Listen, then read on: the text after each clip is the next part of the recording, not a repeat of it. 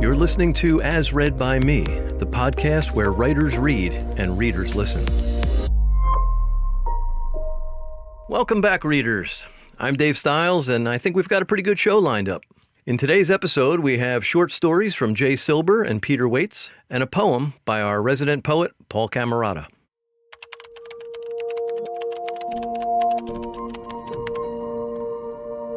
Hello, my name is Jay Silber. This is Loretta Swit and Me, as read by me. If you're not of a certain age, you won't remember that Loretta Swit played Hot Lips Houlihan on MASH. So if you're not of a certain age, go watch some episodes on YouTube and then come back and listen to this, because it's a fun tale for those of us who often struggle to maintain journalistic values in the face of management's idea of television news. In the summer of 1973, WCAU-TV's general manager invited the reporters to join the advertisers and a bunch of actors from MASH at a soiree complete with Lionel Hampton on xylophone, some speeches about how great the new TV season would be, and a pretty good dinner. And I have to admit it was fun to sit at a table with people like Loretta Swit and the late William Christopher, who played Father Mulcahy on the show. CBS always had very strict policies about mixing news and sponsors. In fact, a few years earlier, when I was writing a story about how then Philadelphia District Attorney Arlen Specter cited a number of supermarkets in the area with health code violations, a sales guy walked into the newsroom asking who was working on the story. I said I was, and he pointed out that one of the supermarket chains threatened to pull all their ads off the station if we ran the story. I introduced this salesman to our news director, Barry Nemcoff, who promptly alerted him to company policy prohibiting crossing the lines of news and sales. The sales guy complained to the general manager, but policy prevailed, and in fact, the sales guy was fired. Those times are long past in television news today. It seemed they were on the way out at the MASH dinner in 1973, too. It was one of the many reasons I ended my television journalism career in May of 1974. One of the key policies at CBS that resulted from the Chicago Democratic Convention riots in 1968 was a solid affirmation that as journalists we must never, ever stage an event or direct people to perform in front of the camera. So the next day after the MASH dinner, when I was assigned to cover Loretta Swit's visit to the Army's Valley Forge Hospital, where wounded Vietnam vets were being treated, I had the policy slapped in my face. Ms. Swit, while an excellent actress, had no real idea how to behave with the wounded soldiers. She saw our news film camera and said, "Tell me where you want me to stand and what to say." I tried to explain CBS policy, but from her point of view, I was simply part of a promotional team. "Well," I said, "what would you normally do when visiting wounded soldiers?" She looked a bit startled. I guess it wasn't something she normally did. So I finally explained all we could do was follow her, and she'd have to figure out what to do. She was not pleased, but ultimately did her best to greet some very grateful soldiers.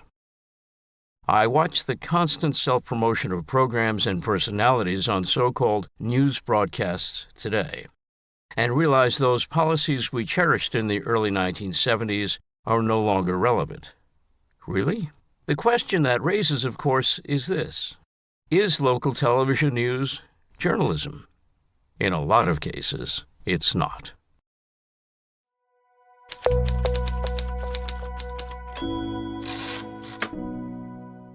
Hi, I'm Paul Camarata, and this is The Greatest Houdini, as read by me. Now to Niskayuna, New York, where last night into this morn, the great Harry Houdini has battled a baby Bjorn. He got into it easy, as he told the crowd he would, then buckled in a child, all the straps held like they should. Harry and the baby waved, onlookers cheered and cameras rolled. In back at rapid rates, great stacks of Great Houdini t-shirts sold. Then a gong was struck, the lights were dimmed. The room grew still and Harry called out, "Now comes my escape. Can I? Will I? Why, yes, I will." The Great Houdini uninstalled the smiling babe with ease. As his assistant took the child, Harry bowed deep to his knees. That moment came last night at precisely 8:01 and was the most recent sign of the great Houdini's fun. Immediately after, the baby Bjorn struck back, its sneaky serpentining straps unleashing zero slack. Harry curved and twisted, disjointing his own ribs, until soon his expression looked like a baby's stuck in a crib. He puckered and he wheezed as if battling quicksand. The Bjorn's grip just grew tighter with each move of Harry's hand. Late hours turned to early ones, the audience increased. Calls went out for scissors so Harry might be released. At present local sheriffs are there on the scene debating if Houdini versus Bjorn a public nuisance is creating.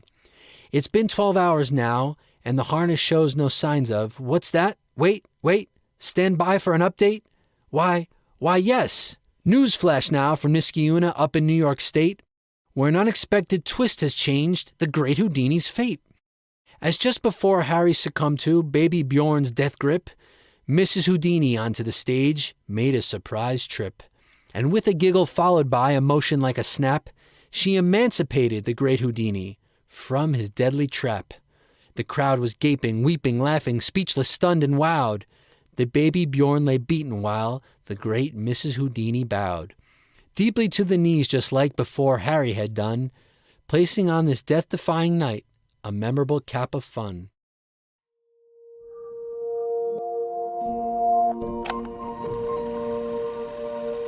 Hello, I'm Peter Waitze, and this is We're Built Differently, as read by me.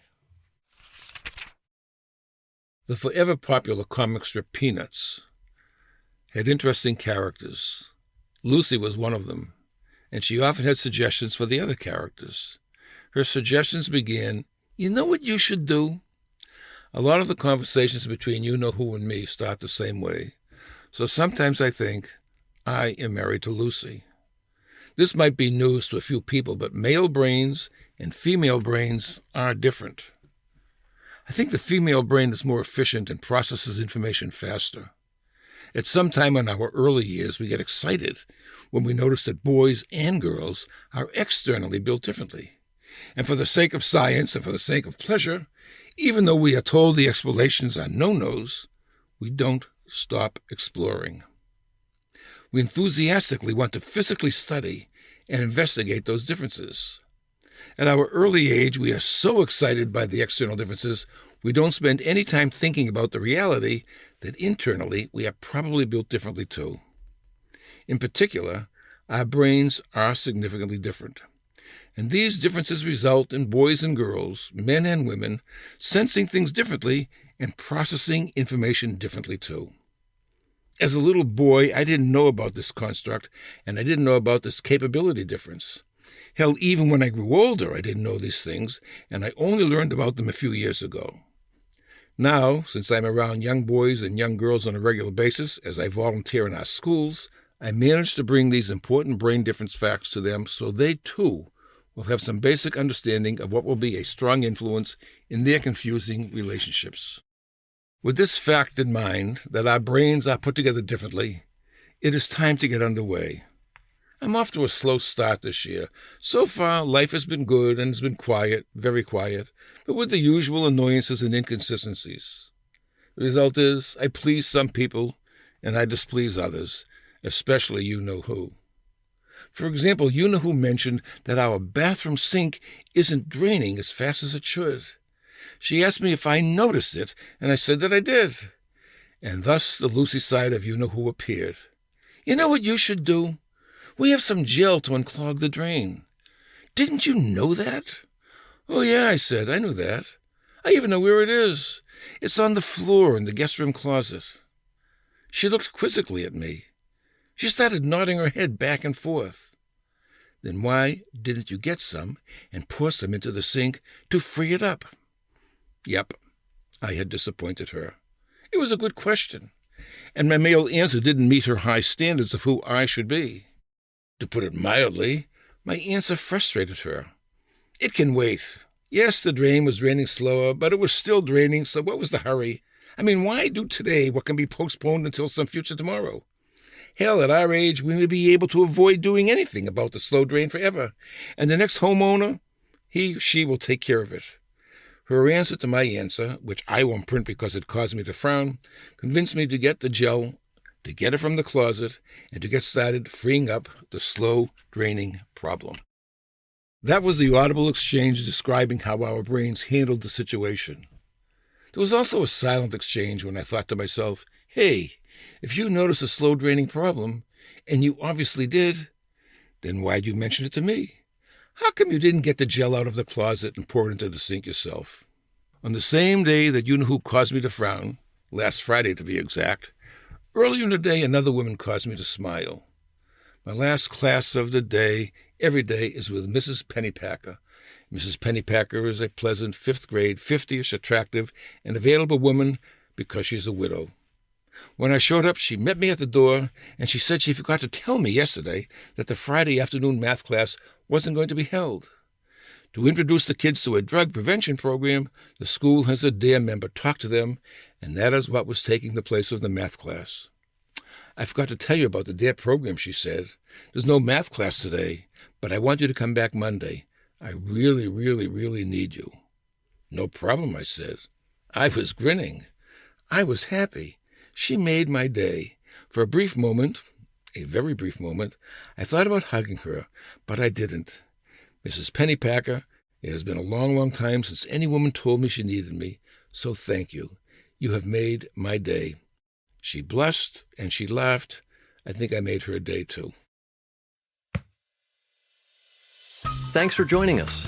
For more information about the podcast and the authors, visit asreadbyme.com. If you're a writer and would like to read one of your stories on an upcoming episode, send an email to writers@asreadbyme.com. If you like what we're doing and would like to help us remain ad-free, you can support us by visiting our Patreon page at patreon.com/asreadbyme.